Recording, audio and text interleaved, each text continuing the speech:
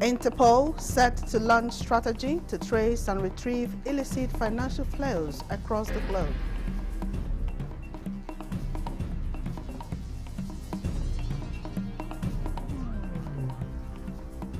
And special tribute to veteran female artist and actress Onyeka Onwenu.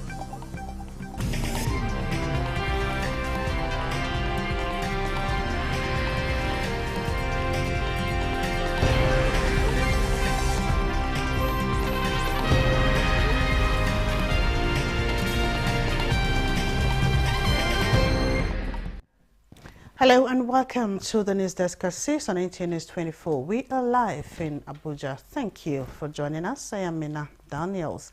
The Minister of Information and International Orientation, Mohammed Idris, has chronicled the activities of the federal government within the last 14 months.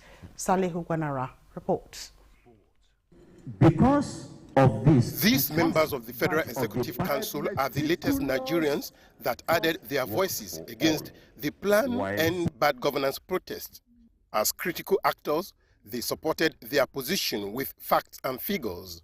For the youth especially, and this is very important for them to know, the President Bola Ahmed Tinubu, has a number of youth-focused initiatives. The first one is the Nigerian Student Loans Scheme.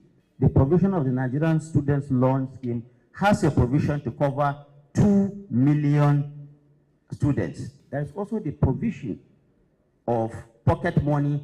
They reaffirmed that President Bola Tinubu, as the driver of Renewed Hope agenda, is a true Democrat with total support to federalism, whose strategies are to confront challenges and achieve sustainable development without sentiment. In so doing, that he also supported the restoration of autonomy to local government. Not was his decision recently to sign into law 2 development commissions, north to west, south, is consistent with the demand of those constituencies. What we need as a nation is to allow these economic reforms and various interventions to mature through the gestation period into reality.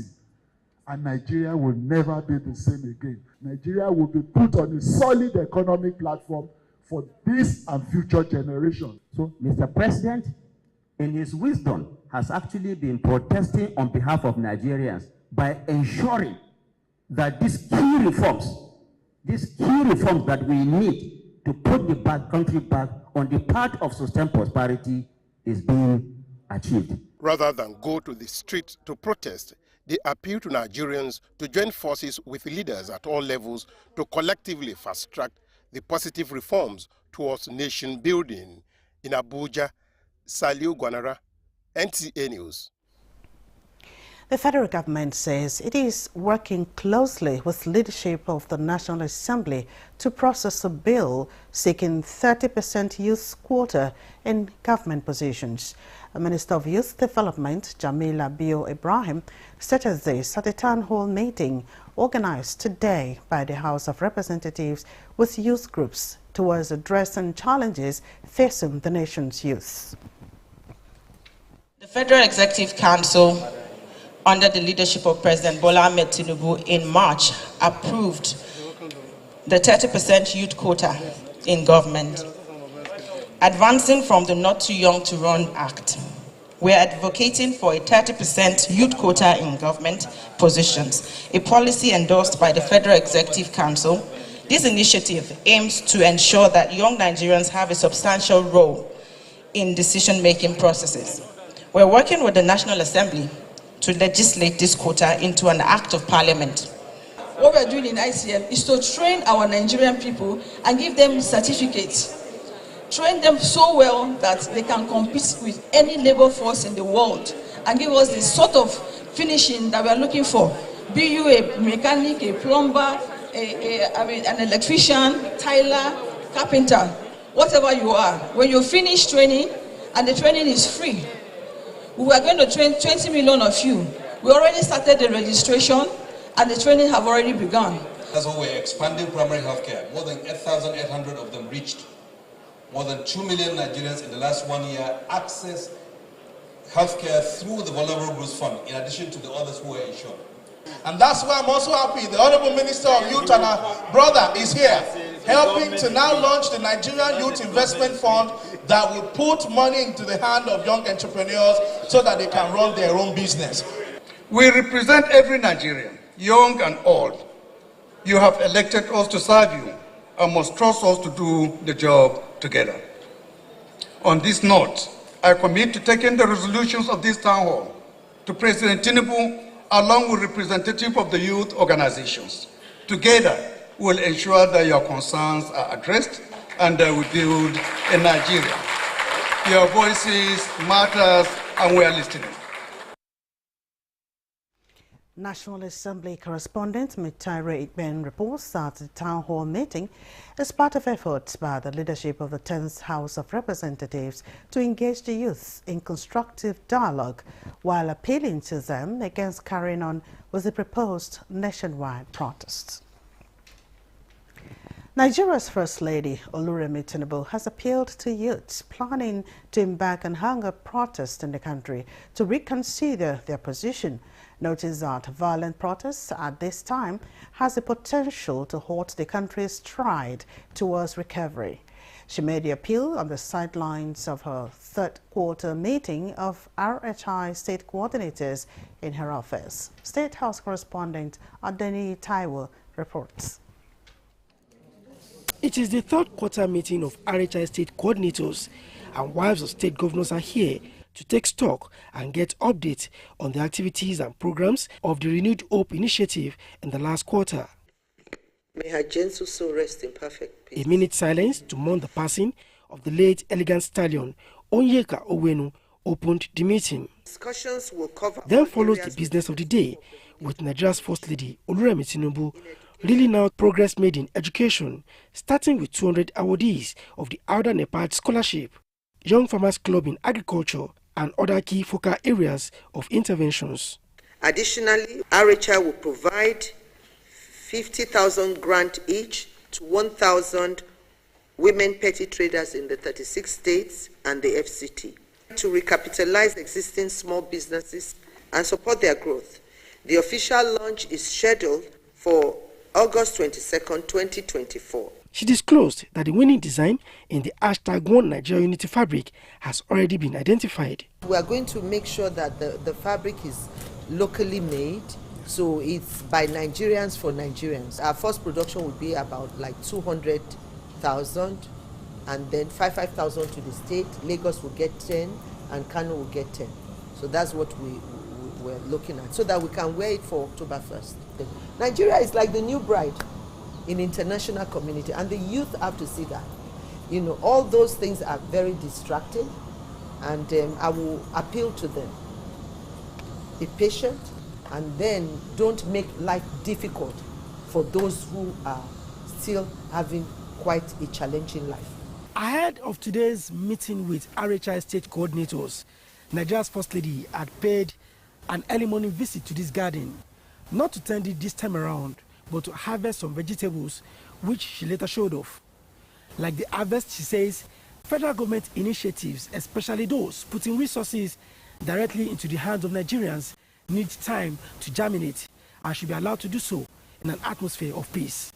In the State House, Nta News24, Nta News.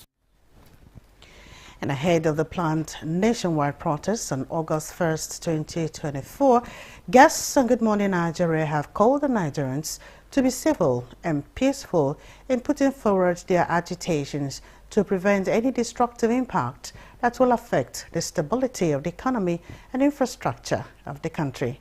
Alika Manachiarwa reports. Guests on Good Morning Nigeria says peaceful assembly is consequential.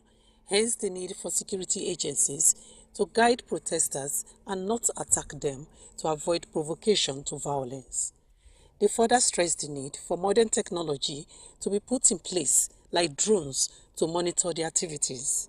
The places you are passing, you don't attack anybody. The issues you are that is the issue for you. You write them out clearly and make a very, very organized procession so that anybody who is passing will also be able to use the road or use the street or use that area and not be feeling insecure. From hours of the morning, from the 1 a.m. to this hour, several times there were repeats of dialogue, and guidance. So the Chief of Army Staff, the Chief of Defense Staff, the Chief of Air Staff, the Chief of Naval Staff, the Inspector General of Police, and all other paramilitary have provided the order. They also observed that fixing the country's local refineries will help to reduce the burden of transportation on the citizens and improve the economy. The way you are importing from Senegal or from Malta, you are empowering the people in Malta. You are not empowering Nigerians. But today they have shifted the base. Let us say the Dangote, Paracord refinery, Edo refinery, there are other small refineries. If you pump in the crude to them, are critical national assets which are crucial for public safety and national security and should not be attacked to avoid breakdown of law and order. The service adds that adequate security arrangements have been put in place to ensure that no correctional facility is violated, with the Ministry of Interior Joint Task Force activated to provide extra security in and around custodial facilities nationwide. The National Population Commission is urging Nigerians to maintain peace and shun the planned nationwide protests scheduled for August 1st. The Commission's chairman, Nasir Isakwara, in a statement acknowledges the right to freedom of expression and peaceful assembly, but emphasizes the need to prioritize national stability, peace and security at this critical juncture. The leading data generating agency in Nigeria explains it understands the present economic situation, but pleads for patience to allow government address the challenges.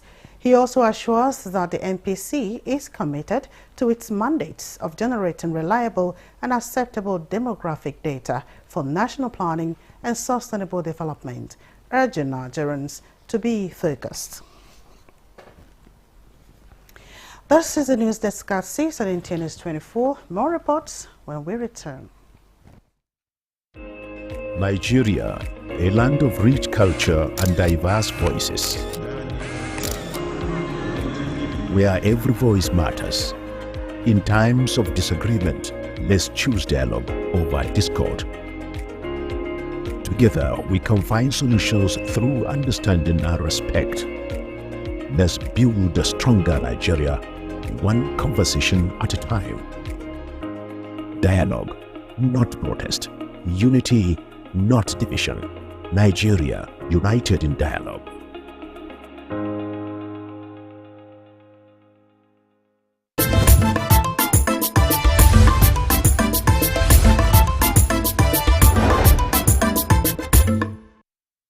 Thanks for joining us again. The Renewed Hope Initiative under the office of the First Lady, Oluremi Tinubu, has put a smile on faces of more than 2,400 households alongside religious and other organizations in Bauchi State. This is through the distribution of foodstuff through the wife of Bauchi State Governor Aisha Bala Mohammed, who has also supported the gesture with cash assistance to complement the efforts by the First Lady. Zainab Abullah reports. Less privileged persons, widows, as well as civil and other non-governmental organizations were among the beneficiaries of the First Lady's support.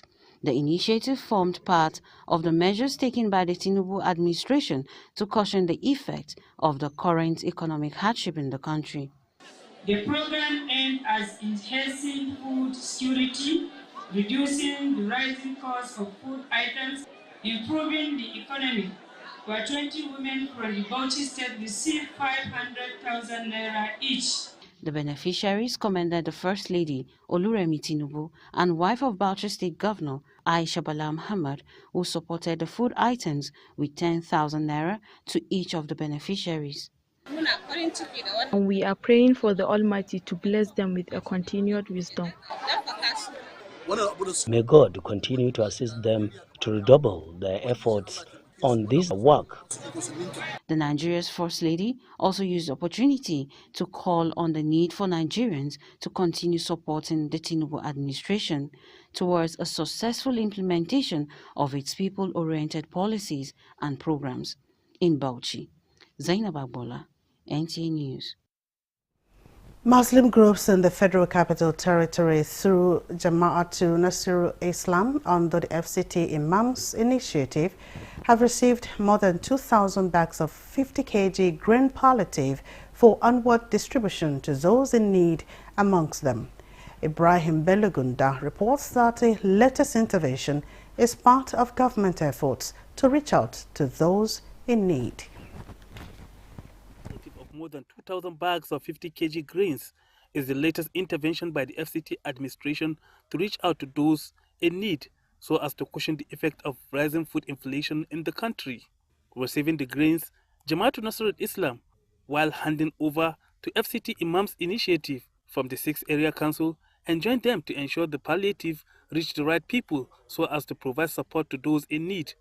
We wish to appreciate the effort of the federal government in providing palliatives in terms of food items to alleviate the sufferings of Nigerians, particularly residents in the FCT. This appreciation will go through the administration of FCT, who have provided grains, 1,392 bags of guinea corn, 468 bags of maize, 110 bags of millet, and 96 bags of gari.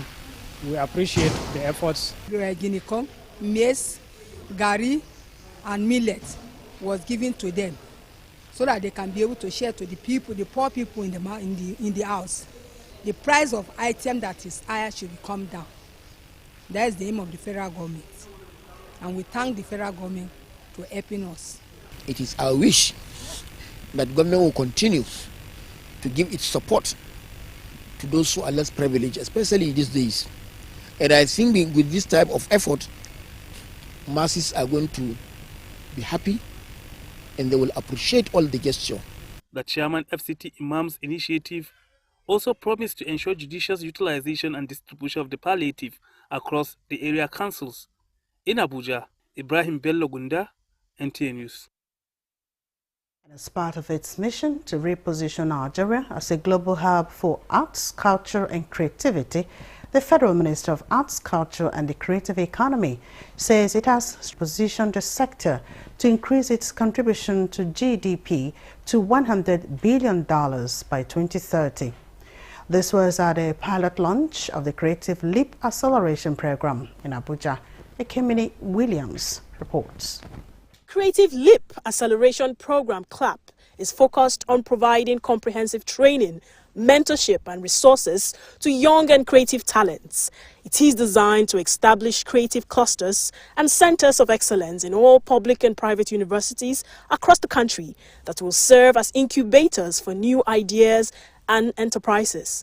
The Minister of Arts, Culture and Creative Economy, Barrister Hannatu Musa Musawa, in her keynote address said the CLAP represents a bold and innovative step towards harnessing Nigeria's vast creative potential. Legislation and policy framework are crucial in our success. We have kicked off this journey with the intellectual policy work and the cultural and creative economy policies, which we are working extremely hard on. Data mapping is central to our strategy. The Origins initiative provides a comprehensive, centralized platform for collecting, storing, and analyzing data related to Nigeria's cultural and creative industry. The Director General of the National Council of Arts and Culture, Obi Asika, said the council is partnering with the Association of Vice Chancellors of Public and Private Universities to establish 275 hubs in the Ivory Towers aimed at catching the young talents in schools. And then we have something called the Nominated Schools Program, so that schools that are within 15 kilometers of designated hubs can add to the network and use that facility as a digital learning facility. Through this project, creatives can be empowered through mentoring and training to excel and innovate, as well as providing an enabling environment where talent can thrive. The minister noted that the initiative is a testament to the ministry's unwavering commitment to the creative economy. In Abuja, Ekemini Williams, Nta News. The International Police Organization, Interpol, says it will soon launch silver notices, an international cooperation among member states that will not only trace but equally retrieve illicit financial flows across the globe. Vice President Interpol Africa, Garuba Omar Baba, stated this at a workshop organized by Japan International Cooperation Agency, JICA, together with the Interpol and hosted by the Economic and Financial Crimes Commission, EFCC. The workshop, which has 12 law enforcement agencies and international participants, aims at enhancing the capabilities of personnel to combat economic and financial crimes, terrorism, and other criminal activities. Solutions and take coordinated and cohesive action, and now is the time that we need to go far by going together. So Nigeria has a unique opportunity to use the little notices that will be allocated for their high profile cases.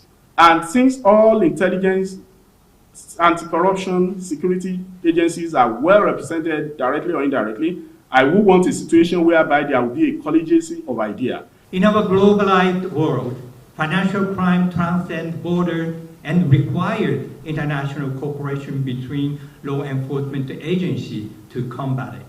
Nigeria has been recognized as a global leader in asset recovery, and I give kudos to the country. We are committed to do more, and in this commitment, the EFCC is re-strategizing its operations with a focus on prevention, knowing that it is easier and cheaper to prevent corruption from happening than investigating and prosecuting corruption.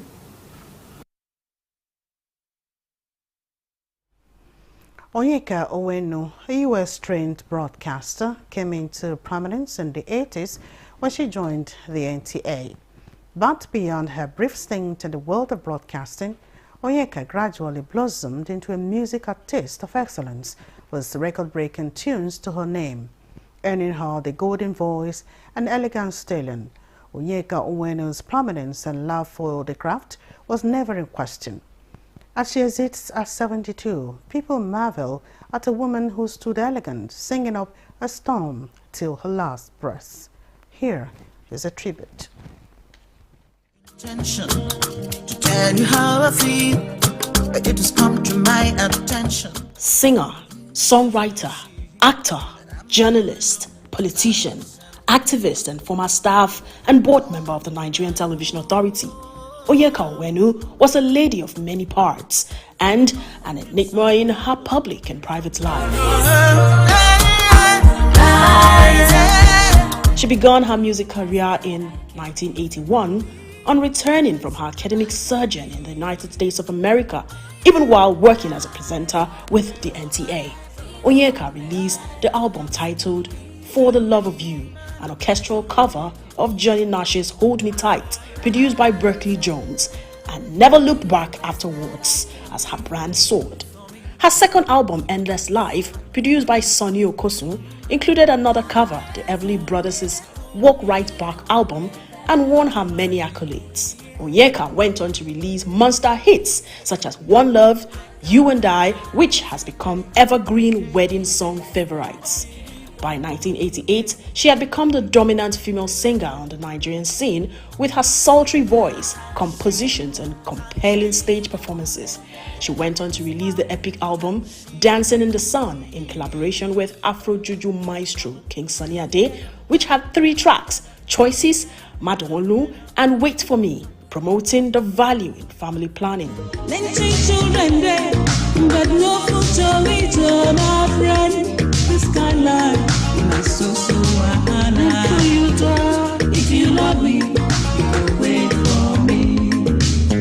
Onyeka Owenu also had a sterling career as an artist, featuring numerous Nollywood movies.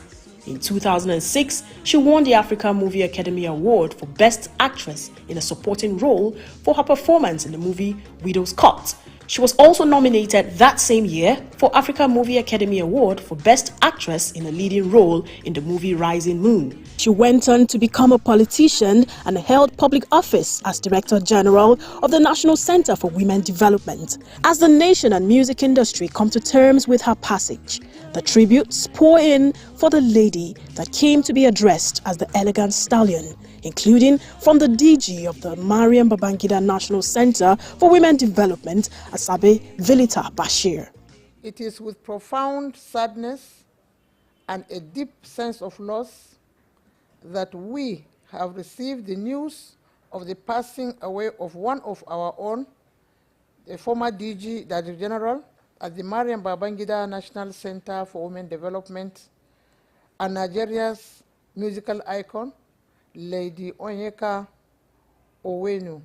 And it is perhaps befitting that the curtains came down for her after performing at the 80th birthday celebration of founder of Emzo Pharmaceuticals, Mrs. Stella Okoli, yesterday.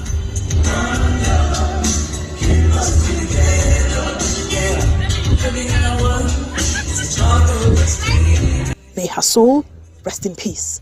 In Abuja, Ekemini Williams, Nta News. And that concludes the news desk at 6 on Nta News 24. Thank you for watching. I am Nta News.